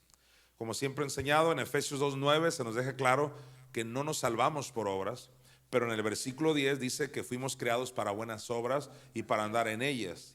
Entonces las buenas obras nos mantienen salvo. Entiéndase por buenas obras: congregarse, levantar manos, aplaudir, danzar, alabar, diezmar, ofrendar, perdonar, honrar a los padres, tener conocimiento, ayudar al prójimo, evangelizar, ser maestro de no sé qué, etcétera. Buenas obras.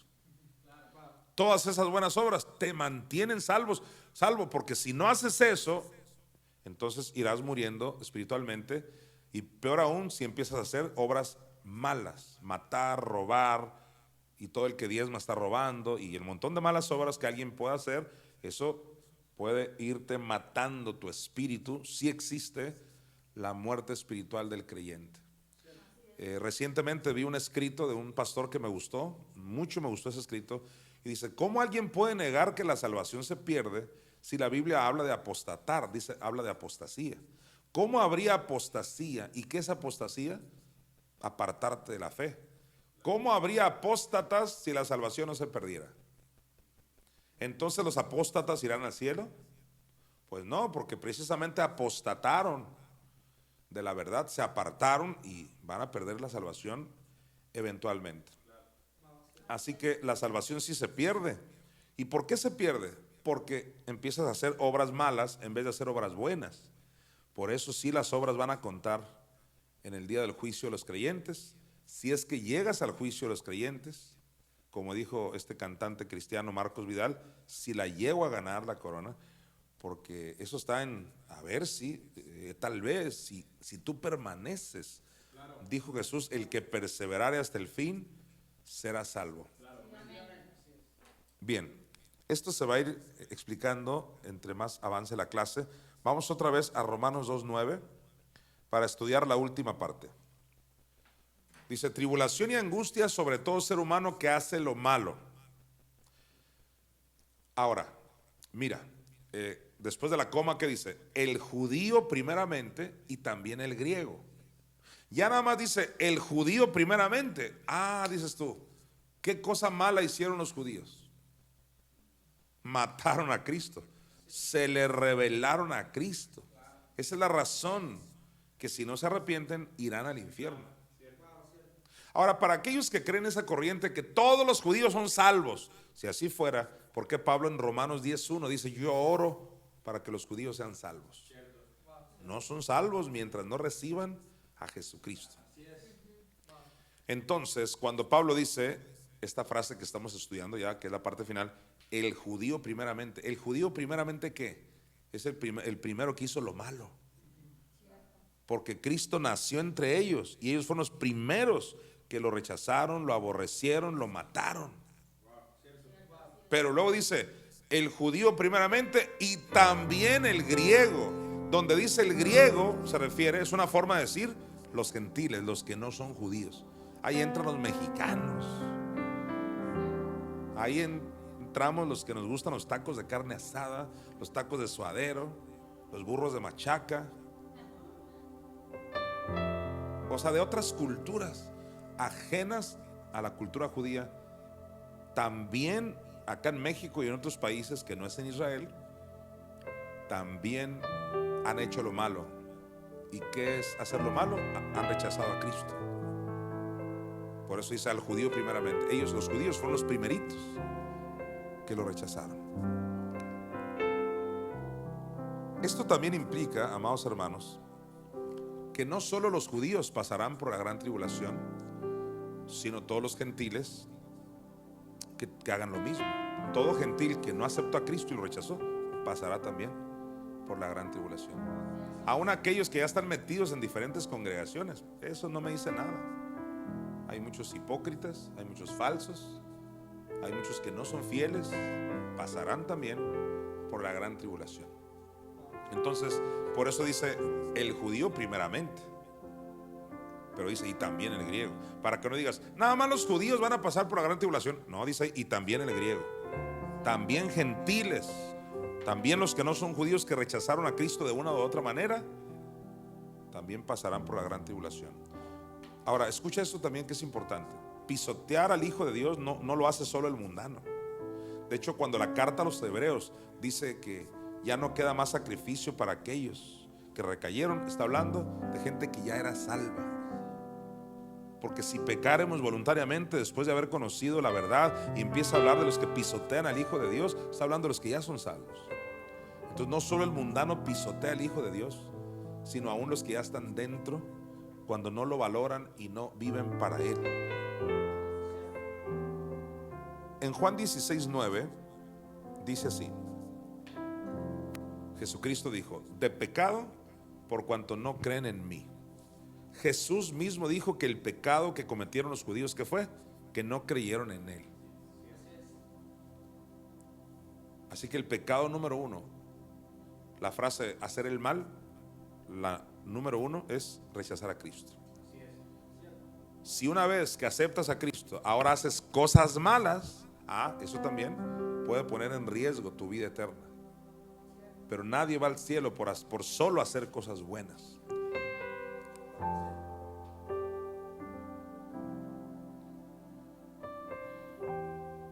En Hechos 3:15, Pedro le dice a los judíos lo siguiente: mira, y matasteis al autor de la vida, a quien Dios ha resucitado a los muertos, de lo cual nosotros somos testigos. El apóstol Pedro le está diciendo a los judíos que ellos mataron al autor de la vida. Eso fue lo malo que hicieron. Y si eso fue lo malo que hicieron, volvamos a leer Romanos 2:9. Mira, tribulación y angustia sobre todo ser humano que hace lo malo, el judío primeramente y también el griego. Todo, judío y griego, que hace lo malo, o sea que no creen en Cristo, lo rechazan, pasarán por la gran tribulación. La gran tribulación es primeramente a los judíos, como lo dice Daniel 9:24. Vamos ahí. ¿Te acuerdas que te hablé la semana pasada de la semana número 70 de Daniel? Aquí dice que Dios le dijo a Daniel, y Daniel era judío, 70 semanas. ¿Y de cuántos años eran las semanas? De 7 años. 70 semanas están determinadas sobre tu pueblo. Ahí está. O sea, Dios le dijo sobre tu pueblo Israel.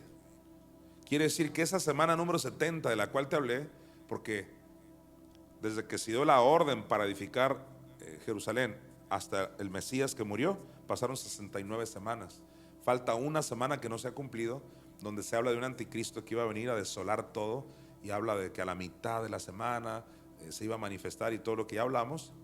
Esa semana número 70 fue diseñada para el pueblo judío, así que principalmente es para ellos. Por eso dice 70 semanas están determinadas sobre tu pueblo, Israel. Pero Pablo dice no solo sobre Israel, dice el judío primeramente y también el griego. Los gentiles que aceptaron a Cristo deben mantenerse firmes. Ahora, yo sé que Pablo, cuando un gentil ya aceptó a Cristo, ya no le llama gentil. El propio Pablo dijo, cuando erais gentiles, le dijo ahí en 1 Corintios, cuando erais gentiles, que adorabais a esos ídolos mudos y todo eso. Entonces, ¿por qué dice cuando erais gentiles? Porque una vez aceptando a Cristo, ya no se te llama gentil. Bueno, una vez aclarando eso, debo decirte que los gentiles que aceptaron a Cristo deben mantenerse firmes, si no pasarán por la gran tribulación. En otras palabras, tú no puedes decir, esto es para los judíos y yo como soy gentil ya la hice. No. Y lo voy a demostrar, y con esto cierro, en Romanos 11 del 18 al 22. Mira, Pablo aquí va a tratar con esto que yo estoy enfatizando. Había muchos gentiles, o sea que no eran judíos, que se habían acercado a Cristo, lo habían aceptado y empezaron a jactarse. Dijeron, esos judíos, pues no, que muy acá, ustedes perdieron al mero mero y nosotros ahora lo tenemos, que es Cristo. Y se empezaron a burlar y a jactar. Y Pablo, no obstante, le dolían los judíos que no habían aceptado a Cristo y oraba por ellos para salvación. Les tuvo que decir esto a estos gentiles que ya eran convertidos a Cristo. Mira lo que les dijo: no te jactes contra las ramas. Ahí las ramas está hablando de los judíos en versículos anteriores. No te jactes contra las ramas, y si te jactas, dice Pablo, sabe que no sustentas tú a la raíz, sino la raíz a ti. Le está llamando raíz a Israel, porque en Romanos 9 Pablo dice la salvación viene de los judíos. Es decir, Dios hizo un pacto con Abraham. No obstante, los judíos le dieron la espalda al Mesías, pero no dejan de ser la raíz de donde vino todo. Y por eso Pablo dice, sabe que tú no sustentas de la raíz, sino la raíz a ti. Versículo 19. Pues las ramas, dirás, fueron desgajadas para que yo fuese injertado. Detente ahí. Pablo dice, pues tal vez tú, gentil, dirás esto. O sea, Pablo se les adelanta. De seguro están pensando esto. ¿Qué les dice? Mira, pues las ramas, dirás, fueron desgajadas para que yo fuese injertado. En otras palabras, Israel ya fue desgajado para que entrara yo como gentil. Adiós judíos, perros, crucificadores. Y no se trata de una actitud antisemita, así se dice cuando alguien le tiene fobia a los judíos. No, simplemente fueron totalmente cegados, así como tu tío que no es judío también está cegado y no quiere a Cristo. Dice, pues las ramas, dirás, fueron desgajadas para que yo fuese injertado. Versículo siguiente. Bien, dice Pablo, por su incredulidad fueron desgajadas, pero tú por la fe estás en pie. No te ensoberbezcas, sino teme. ¿Qué le recomienda Pablo a los gentiles? Que en vez de ensoberbecerse, que teman. O sea, no la tienes hecha, no cantes victoria hasta que te mantengas firme, porque a lo mejor hasta tú pasas por la gran tribulación. Si eres igual de incrédulo que los judíos, es lo que Pablo está diciendo. Volvamos a leer el 20 y luego nos vamos al 21. Bien, por su incredulidad fueron desgajadas, pero tú por la fe estás en pie. No te ensoberbezcas, sino teme. Mira el 21, porque si Dios no perdonó a las ramas, esos son los israelitas, si Dios no perdonó a las ramas naturales, a ti tampoco te perdonará. O sea, si los judíos por incrédulos no fueron perdonados, tú tampoco, que eres un gentil. Todo el que ahí está otra prueba de que la salvación se pierde. Versículo siguiente, mira. Mira pues la bondad y la severidad de Dios. Wow, detente en el 22. Y eso que no llegamos al 11:22 en esta escuela del Nuevo Pacto. Apenas vamos en Romanos 2:9. Pero conecto versículos para que esto tome mayor revelación. Pablo está diciendo, mira la bondad, y los redimidos somos expertos en ver ¿qué? La bondad de Dios. Pero dice Pablo, no te quedes nada más con la bondad de Dios, mira también su severidad. O sea, Dios es un bueno, dijo el pastor Arnoldo, Dios es bueno, pero no es un buenazo. O sea, no es un tonto que cualquiera le va a ver la cara, sino Él tiene principios, tiene leyes establecidas, y todo el que los viola esos principios tendrá sus consecuencias. Dice aquí, mira pues la bondad y ¿qué más? Y la severidad de Dios. Ahora, cuando dice la severidad de Dios, ¿qué dicen ahí los cristianos? También Dios mata, así como es bueno, también mata, enferma. No está diciendo eso. Es severo en cuanto a decir, el que viole mis principios, segurito que le van a venir males. Males que Él no manda, pero segurito que le vienen. Él es severo, Él es claro en eso. Mira pues la bondad y la severidad de Dios. Dice la severidad, o sea que se pone duro Él. La severidad ciertamente ¿para quién? Para con los que cayeron. Ahí están los que recayeron. Pero la bondad ¿para quién? Para contigo. Sí, ahí está otra clave de que la salvación sí se pierde, mira. Pero la bondad para contigo sí que, si permaneces en esa bondad, pues de otra manera dice, tú también serás cortado. Aunque no seas judío y tú eres un gentil que aceptaste a Cristo, cuidado, dice Pablo, si no permaneces, también serás cortado. También te van a cortar la cabeza, también te van a marcar, y también hasta el infierno a lo mejor vas. Tremendo. Así que no es suficiente decir, no soy judío. No, requieres decir, yo realmente quiero amar, vivir para Jesús, honrarlo. Y hay una poesía y hasta una canción que dice, si tú y yo hubiéramos estado en el tiempo de Cristo, ¿quiénes seríamos? Y la gente dice, pues yo sería de los que lo defendieran. Pues con las actitudes que tienes hoy, tal vez serías de los que dijeron crucifíquenle, porque con nuestras acciones a veces lo estamos crucificando. Voy a volver a leer todo el versículo y con esto termino. Dice Pablo, Romanos 2:9, que fue el versículo que nos ocupó el día de hoy. Tribulación y angustia sobre todo ser humano que hace lo malo, el judío primeramente y también el griego. Muchas gracias por su tiempo.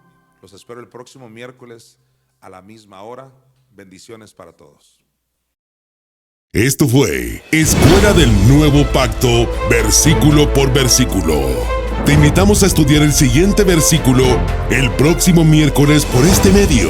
Invita a más personas para recibir los beneficios de las revelaciones. Bendecimos tu vida.